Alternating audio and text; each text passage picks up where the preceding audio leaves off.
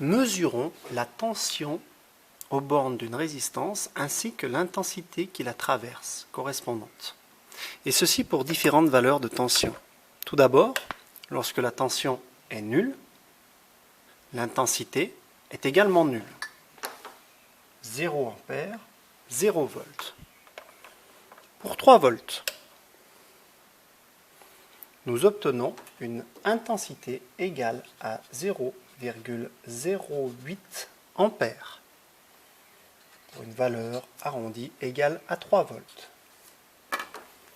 Continuons. 6 volts.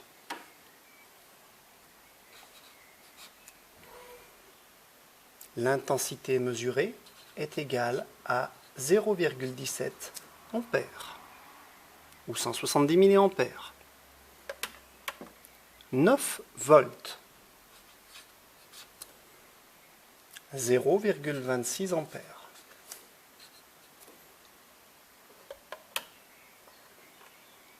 12 volts. 0,35 ampères. Y a-t-il un lien de proportionnalité entre la tension et l'intensité?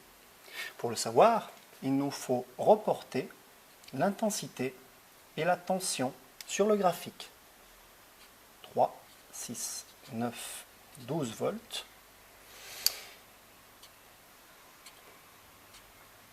0,1, 0,2, 0,3 ampères.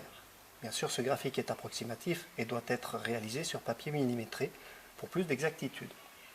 À 3 volts correspond une tension de 0,08 ampères.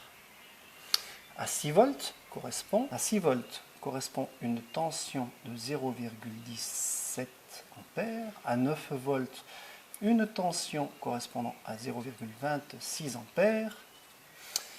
Et à 12 volts, une tension correspondant à 0,35 ampères. Nous pouvons constater qu'il est possible de tracer une droite passant par l'origine des points. Nous avons donc une proportionnalité entre la tension et l'intensité.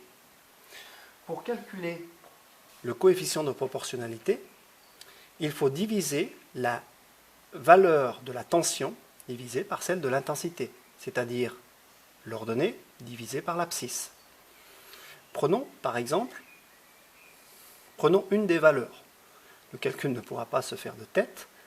Prenons par exemple celui-ci, 6 volts divisé par 0,17 ampères nous donne une valeur que je vous laisse le soin de calculer, et vous constaterez que nous serons tout proche de la valeur de 33 qui correspond à la valeur en ohms inscrite sur cette résistance et que l'on a mesurée tout à l'heure avec l'ohmmètre. Nous pouvons dire que la tension est égale au coefficient de proportionnalité, c'est-à-dire R, que multiplie l'intensité. Cette formule s'appelle la loi d'Ohm. Elle est valable à condition de respecter les unités, tension en volts, résistance en ohms, intensité en ampères. Elle n'est valable que pour une résistance. Si vous placez une lampe à la place de la résistance et que vous faites des mesures de tension et d'intensité, vous obtiendrez une courbe qui a cette allure.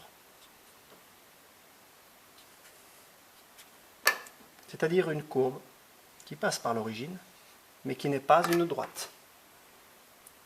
La tension est proportionnelle à l'intensité uniquement pour le dipôle résistance. Ce n'est pas valable pour les autres dipôles.